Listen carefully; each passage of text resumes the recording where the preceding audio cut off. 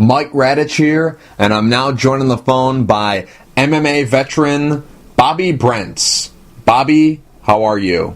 Very well, how are you doing? I'm doing good. Thanks for asking. Bobby, the name of the game is really random. That's where I ask you a random question and you give me the real answer. Some of these questions are custom made just for you, and some of these questions are generic ones that I ask all the people I interview. So, here's the first question. Superpower you'd love to have? Man, that's too tough. Superpower, let me see. I guess immortality. Favorite movie?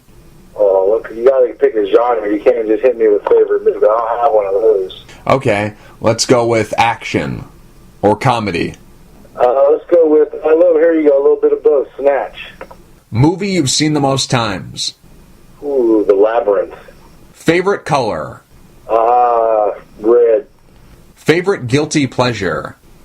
I don't know if you guys got these there where you're at, but a little thing called horseshoes here. Kind of like a open face sandwich. You can put like any kind of meat on it, like fish, burger, chicken, or whatever. You put French fries on it, and then you dump cheese sauce all over that.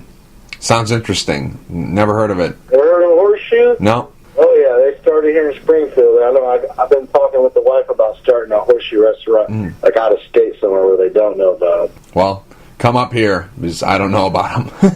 All right.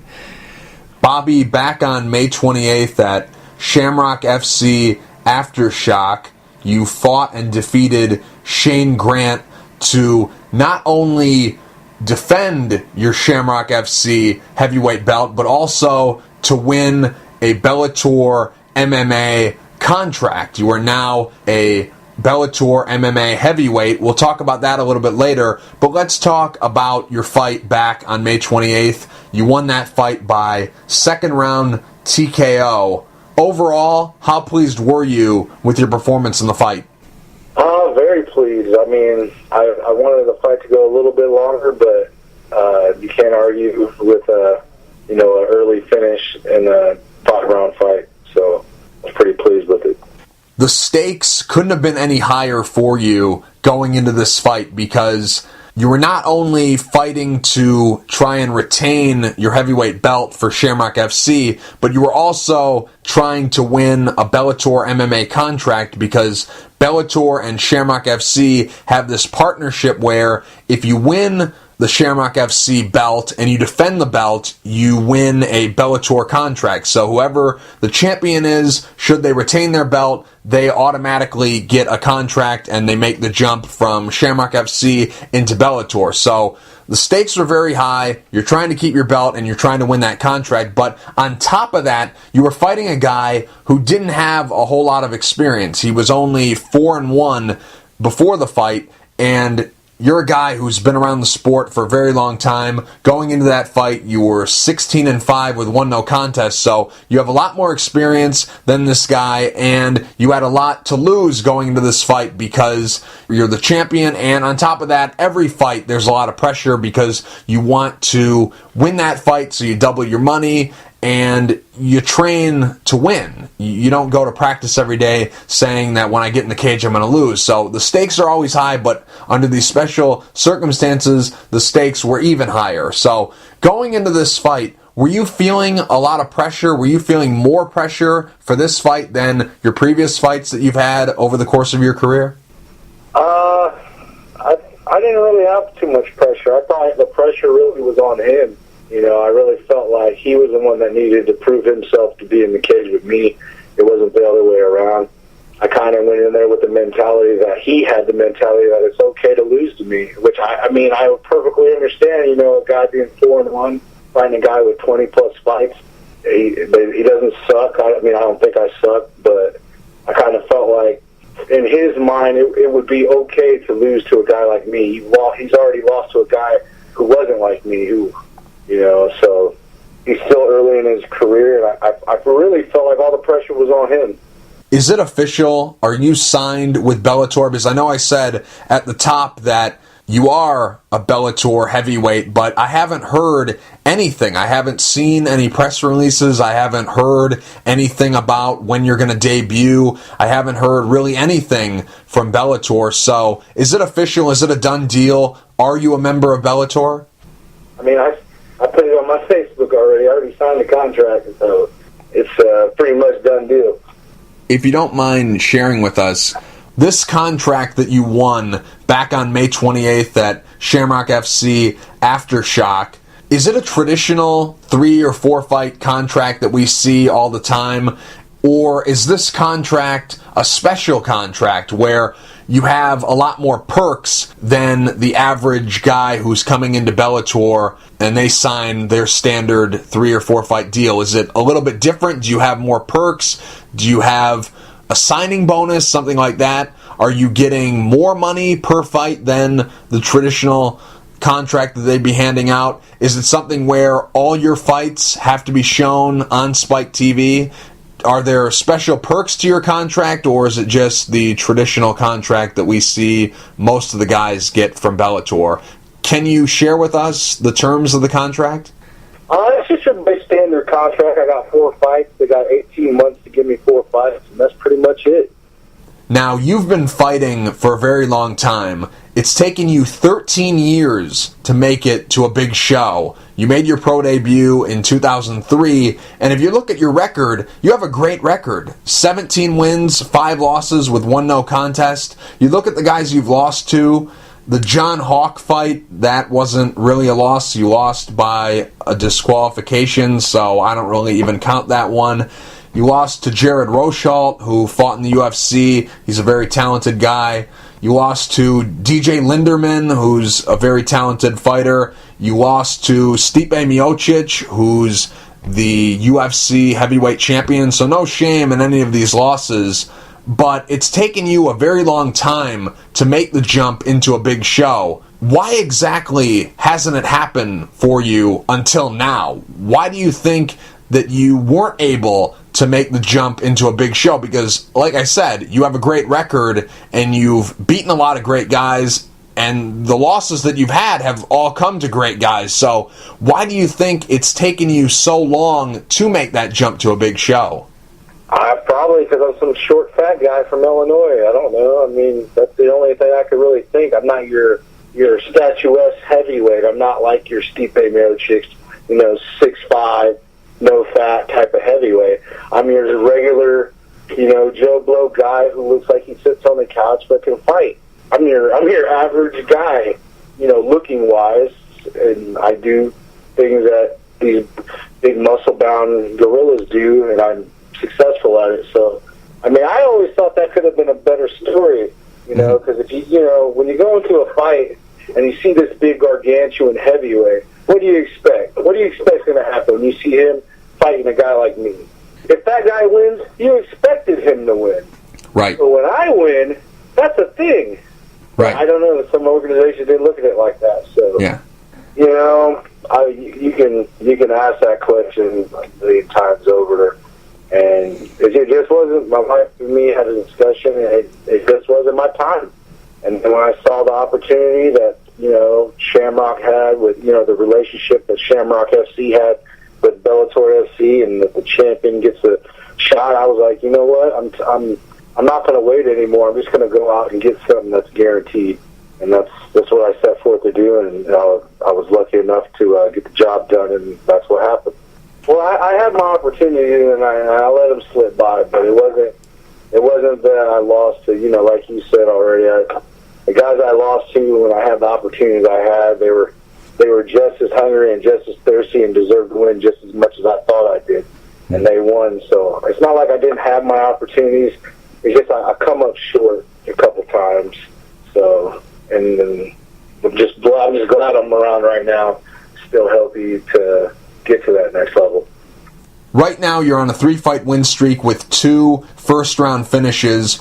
All of those 3 fights in this win streak have been stoppages. You've won these fights by KO or TKO, and in this win streak, you have a 10-second knockout. So you're doing very well for yourself right now, and you're looking better than ever. What's been your secret to success? Dude, I'm 34, man. I got my old man strength now. So when I touch you're going to drop. Simple as that. That's all it is. I think I got started to get that. What do they say? Your bones starting to harden. Mm-hmm. I mean, I don't know. Like your dad. You never seen your dad work out, but if you try to wrestle him, he's strong as shit. So right. So I'm thinking that's what's happening right now. I got the old man strength coming in, and I was already pretty strong, so that helps. When will you make your Bellator debut? Whenever that phone rings, man. Yesterday. I just want to fight. I want to get in there. Like I said, I'm 34, man. I don't know how long I have, but I've just been blessed with, good health, no injuries, and a good team behind me to, keep me honest.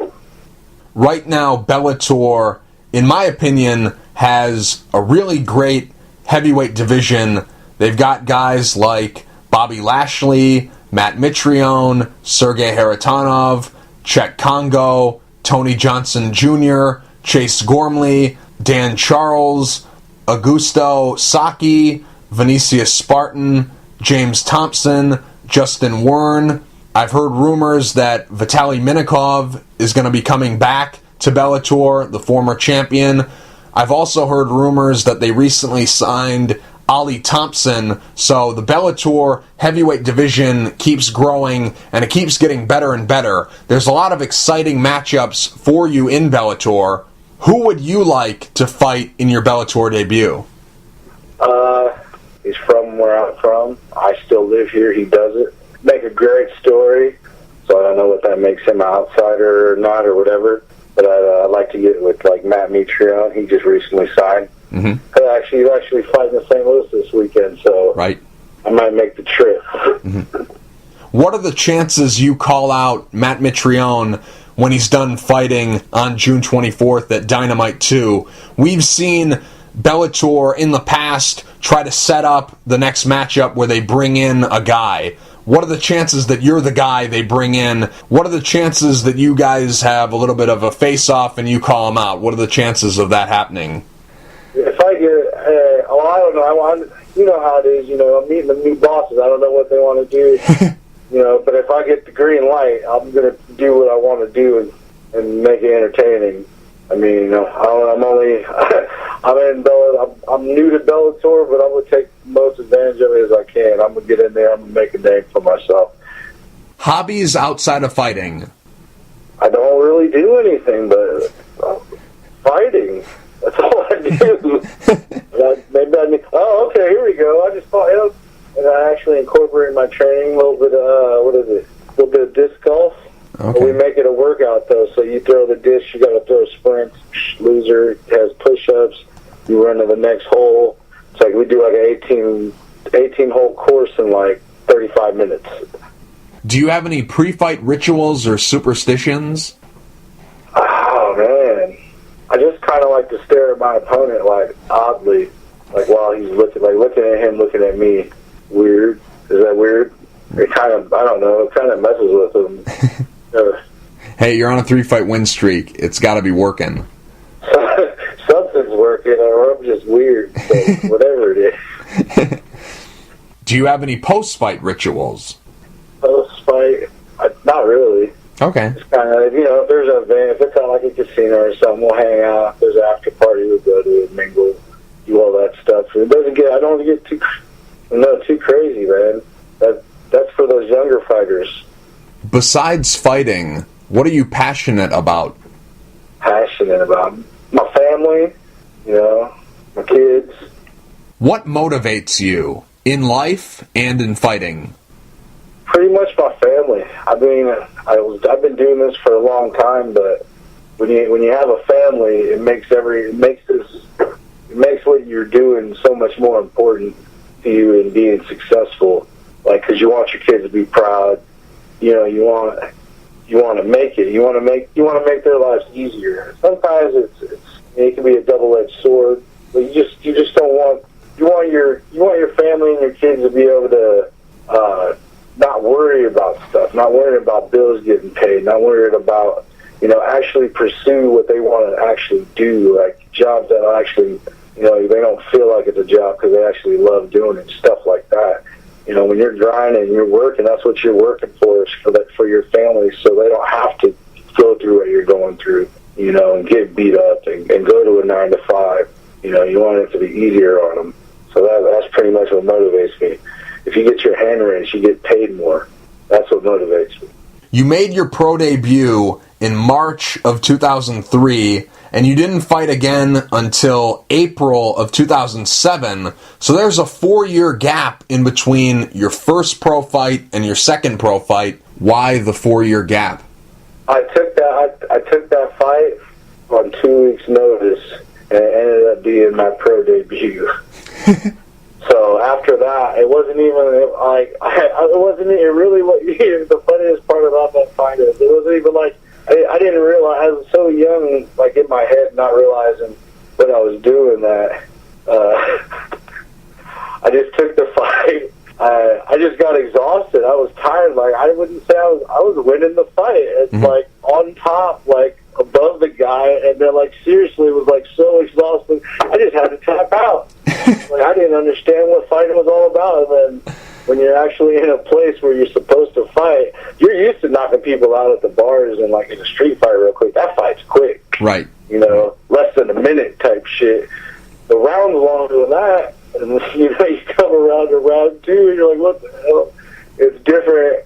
I had that long delay because I dedicated myself to the sport. I mean, I had no clue about it.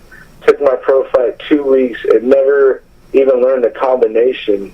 So I thought that was disrespectful, especially with the quality opponent that I was fighting. So I guess he was pretty good. So and the fact that I was just so ill prepared, I think I was just one of those filler type fight guys. Fell into this sport. How did you even get into that situation? Did you think this was like an amateur fight? Did some of your friends just sign you up? Like, how exactly did you get into that fight in March of 2003? Actually, I started working at the local jail here, the county jail here, and there was a couple guys. Actually, one in particular, Tom Ansel. He was a fighter. You know, I don't know if he was pro or not. I can't remember. But he fought, and he worked there with me, and heard I was a wrestler, and was really just looking for a training partner. But when I went with those guys, I was just too big, and my wrestling was good enough to maintain. And he thought, "Oh man, yeah, you should fight." I was like, "Yeah, man, that'd be cool." And like a week later, after training for a week, he's like, "Oh, cool, you got to fight Saturday." I was like, "Hell yeah, let's go." Not even knowing what the hell I was doing. Just went in there to fight and fell in love with it. But at the same time, if I was going to do it, I was going to do it right. Had you ever seen MMA before? Did you watch the UFC on TV, or were you just like, "Oh, I'll just get in there. I don't think it'll be that bad. You know, I wrestled before. How much different can it be?" Like, did you have any knowledge of the sport before you took that fight?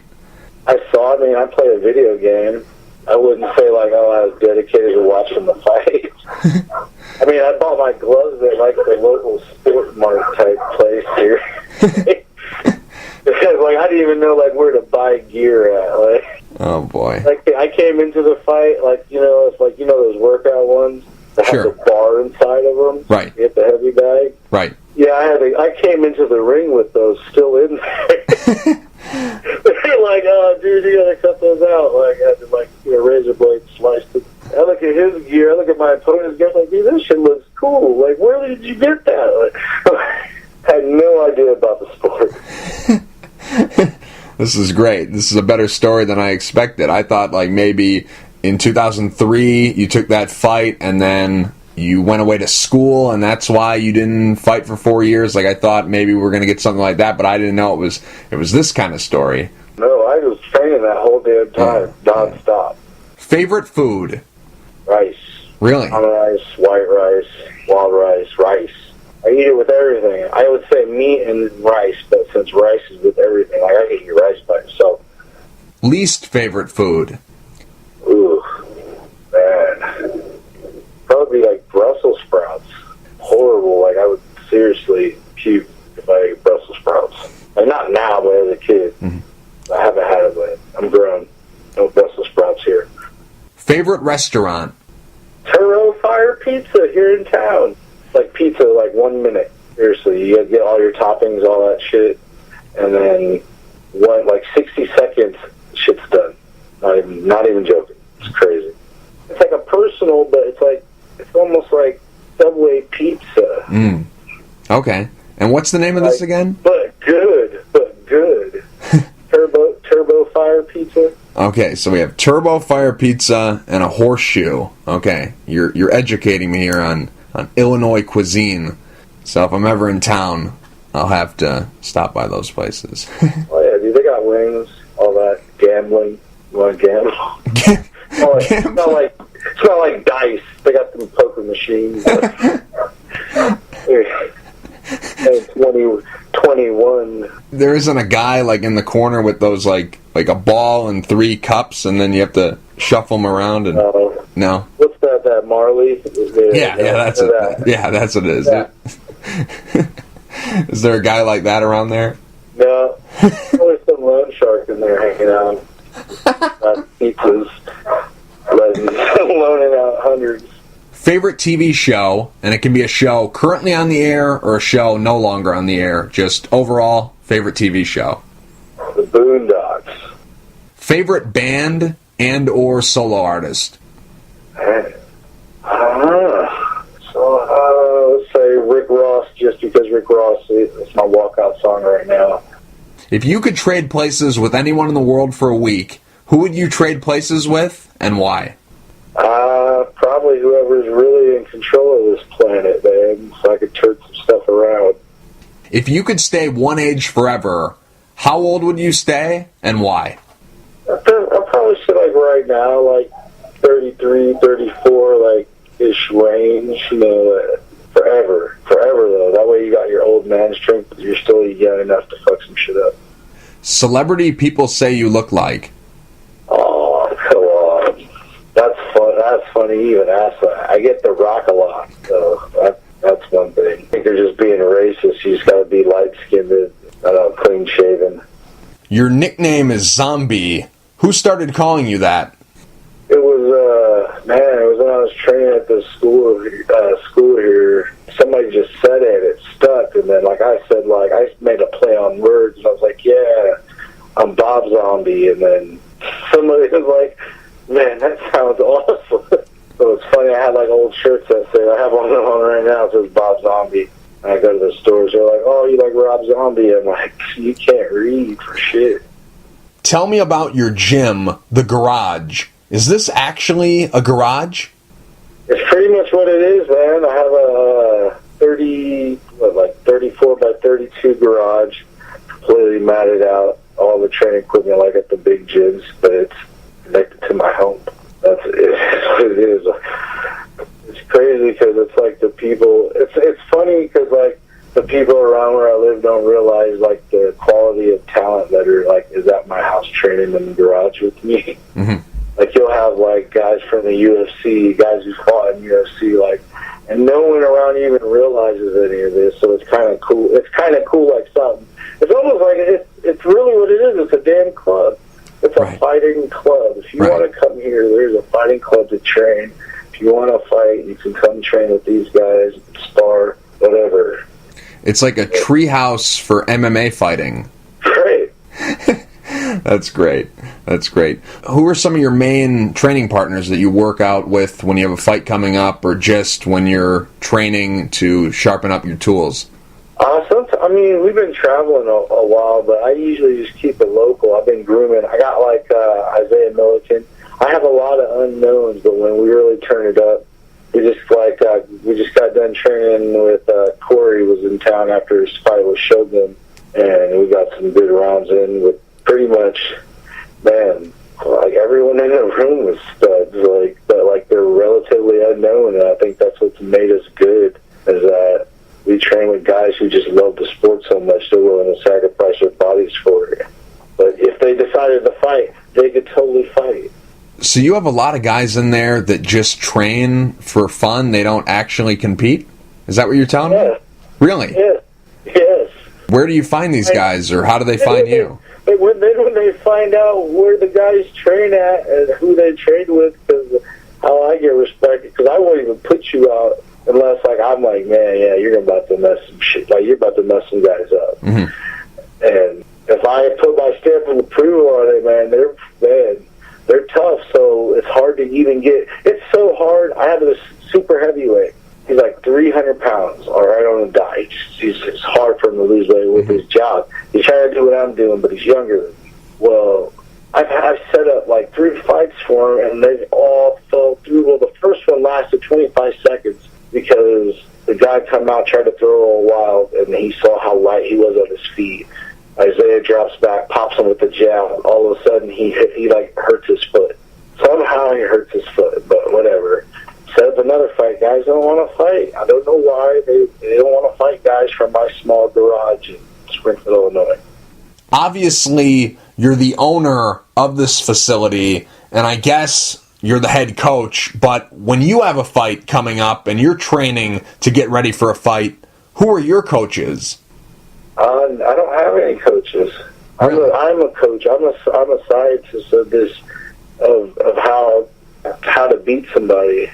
I would love to have coaches, but it's not in the budget, man. Right. I would love to. I'm so busy teaching and learning that right now. I'd say the closest thing I have to a coach would be Thaddeus Hart, and they're another relatively unknown person that's been holding pads for me for like the last 5 years. Favorite social media platform? Probably Facebook. It's kind of old, but I'm weird. It took me forever just to get on MySpace, so I'm a late bloomer in the tech world. Website you visit most often? Probably MMA Universe, or what was up to date? Oh no, mixedmartialarts.com. Piece of technology you can't live without? Phone. What would you rather be? Would you rather be the best fighter in the world, or would you rather be the highest paid fighter in the world? What means more to you, glory or wealth? Highest paid. You didn't got to finish the question. I don't care about having belts. I care about you do this for money. If you do this for the belt, I do this for money. This is a way to make my family's life easier, so that's what I do it for. If you could go on a $1 million shopping spree at any store, what store would you go on that $1 million shopping spree at? That's a good question. It'd have to be like a sell-all store. I don't even know. I'd probably say like Sam's Club. Sam's Club. There's the whole thing. Yeah. Sam's Club, Costco. You got food, you got electronics, you got furniture, you got everything at Sam's Club, dude. You got cars sometimes. Right. What's your pet peeve? Probably just lying. Just dumb lies. Let's say you found a magic lamp, and you rubbed that magic lamp, and a genie appeared, and the genie said he was going to grant you 3 wishes. What would those 3 wishes be? One would be able to answer any question asked. Probably make one like, which Jurassic Park was real. And obviously for more wishes. Some people are afraid of spiders, some people are afraid of heights, some people are afraid of the dark. What are you afraid of? You think I'm crazy, I'm not afraid of anything. Well, you are the zombie. Right, I'm known. I've been dead, I guess. What's the best thing that ever happened to you? Getting married. What's the worst thing that ever happened to you? Probably when I was like 6 or 7. Other kid named Bobby, we lived in the Philippines at the time, stole the first toy I ever bought with my own money. So every white kid named Bobby that looks around my age, I ask if they ever lived in the Philippines. Not even a joke. Not even a joke. What a traumatic experience. You gotta imagine, with interest from, that was like 88, this, it was me some money. Yeah. What an experience. Right after that, we almost died. How did that happen? What's the story? He asked, he's like, I don't know where your toy is, but I got this slingshot. Kills this damn monkey that's in the tree. All of a sudden, like 15 of these monkeys walk down the tree like, oh, hell no, and chase us into the house. Like, I was just running. I already saw what was going to happen, and I How long did you live in the Philippines for? About 2.5 years. Are you from a military family? Uh-huh. What do you worry about? What's something that keeps you up at night? Oh, nothing. Nothing keeps me up. I'd fall asleep right now. I'm not really worried. Best advice you ever given through life, and best advice you ever given through fighting, and who gave it to you? I think the best advice in life is probably me saying that I wasn't going to just have a so-so life. I was going to do exactly what I wanted, and that's what happened. And then probably in fighting would be Mark Fiore. Said sometimes, you just got to go out there and beat the shit out of a guy. Forget all the technique. Just go out there and finish the damn fight. Time period you'd like to go back and visit, and why? Probably, I don't know. No, I wouldn't want to visit any of them. I'm good right now. I'm having the best time of my life now. Finally where I wanted to be, and we're in the moment right now. What's your hidden talent? I can play basketball. I can shoot pretty good in basketball. Person you look up to the most? Probably, he's younger than me, but Andre Iguodala. He plays for the Golden State Warriors. Was MVP last year, so they didn't pull it off last night. But when we were growing up, he always stayed focused. Even when we were partying and doing all that, I could always see in him greatness. It didn't matter. He always stayed focused, and he was able to achieve what he achieved. Number one thing on your bucket list? I already fought a handicapped person in MMA, so I crossed that one off already. I haven't had... Whatever. It's my bucket list. Yeah, go ahead. You're absolutely right. It's your bucket list. I can't believe that was on there. I figured a way out so it was legit, so it's all good. Okay. That's great. Fight a handicapped person. I'm busting a gut over here. You're saying all kinds of funny stuff. Keep going. What's on this bucket list of yours? I want to try to fight in Rome. I want to fight in the Coliseum. That'd be cool. I don't know if that's ever been done, or if they'll ever willing to do that again. But hey, you're in Bellator. They're interested in doing interesting fights. Maybe they could go there. It would be an insane show. We had Ken Shamrock and Hoist Gracie fight. I'm pretty sure they're open to suggestions. If you could change one thing about the world, what would you change and why? Let people live. I don't know. I just feel like it would be better if people were not oppressed at all. Period. Across the board. Last question, Bobby. Let's say you were on death row and about to be executed. What would your last meal be? And I need an entree, a dessert, and a beverage. What would your last meal be? Just for old time's sake, maybe a pig's head. That's actually the pre-fight ritual. If I can get one roasted, but it's rare. I'll eat a pig's face with rice. Gotta have the rice. And then for dessert? I'm good with that. No, that's it. That's it. No. A pig's head and rice, and that's it. No drink, nothing to wash it down with. Pig's blood or something. No, we're good. A pig's head and rice. And then only eat like half of it, and then kick it on and flip it over, and make sure you guys clean it up.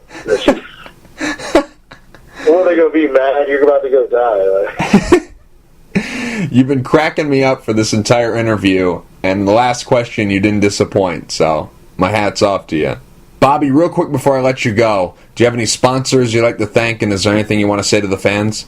I got a lot of sponsors. I appreciate all of them, but there's too many to list. And to the fans, I just want them to, if they love me or hate me, just keep watching, because I'm going to either piss you off or make you happy. So either way, you should be good. Bobby, thank you for taking the time to talk. I really appreciate it. No problem.